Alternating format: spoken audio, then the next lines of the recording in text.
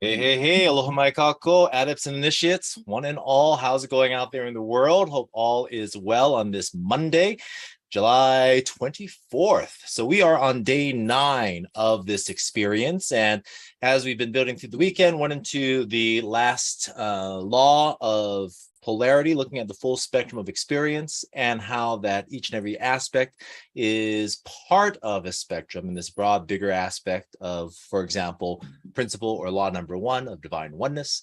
And so as we go into these things, inevitably we hit an area where we lose a little momentum, right? We feel a little stuck. Now, what's important on that is that it's part of a spectrum. That sadness that one might be feeling can be tied into the joy that naturally is who we are. That anger that may be bubbling up may be part of that sense of peace that lies deep within you as it does within me. And so it's a big part of it in terms of not just those aspects in the interconnection, in the interrelatedness of these emotions, the relevancy as we approach the very edges of our reality. And that is when, very much like the whole example of breaking the sound barrier, when we get to that point, things start to vibrate at a high intensity. And as this happened way back when, these test pilots and test jets kept on coming to that point of no return effectively. And as it started to vibrate more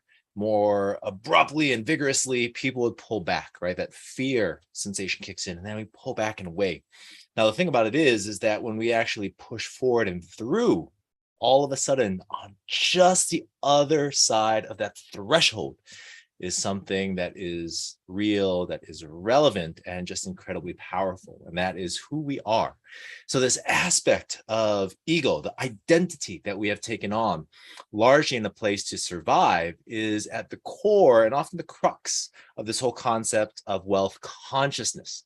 And that's a really important thing, especially in this concept of polarity, to distinguish, because as we look to discern which is which, that area that vibrates is that sense of identity that came from a place of the need to survive.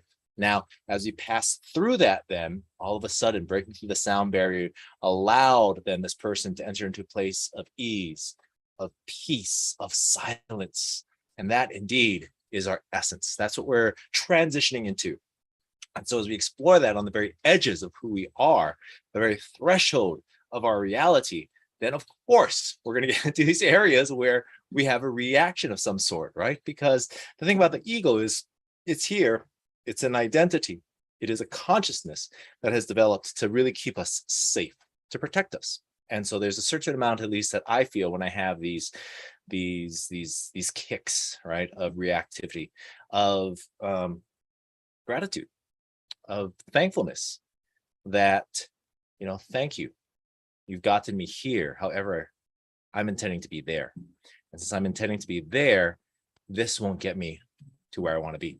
And so as we look at that, transitioning now into day 9, as we talk about the concept of our next law, which is the law of coherence. Now, it's more than just balance, because balance, right, is a thing. Einstein talks about the trick to balance is like riding a bicycle. It's just to keep in motion, to keep moving, right? And so as we look at that in terms of a concept, balance and harmony are great concepts to look at. However, as we talk about coherence, that indeed is an incredibly powerful thing that allows each and every one of us not just to be in this state of fullness, of connectivity, of alignment.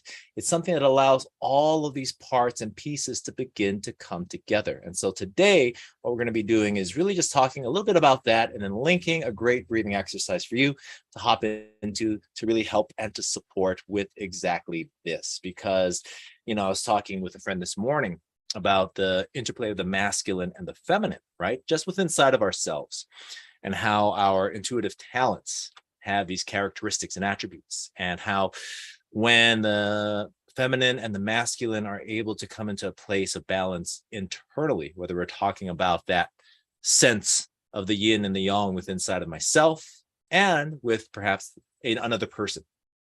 And as we look at that, the interplay of the masculine and the feminine can have a number of different dynamics, right? There can be tension. And so it can be friction that comes into play. There can be ease and relaxation. That's something that allows more and deeper connectivity to exist. So as we talk about this concept of coherence, what we're really identifying is how it is that we can cultivate this sense of inner coherence and be able to allow that to exist, to permeate the world around us as well. So we can beam this energy of a deep sense of peace, of harmony, and of balance. And to that end, I invite you to check down in the comments below to do a little bit in terms of what's called coherence breathing. And this is a great exercise that will really support and allow you to again and again and again enter into that state of deep connectivity and inner coherence. That's it for today, though. If you haven't yet, check out my playlist yesterday or the day before.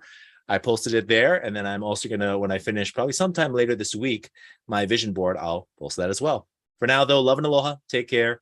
And ahui ho.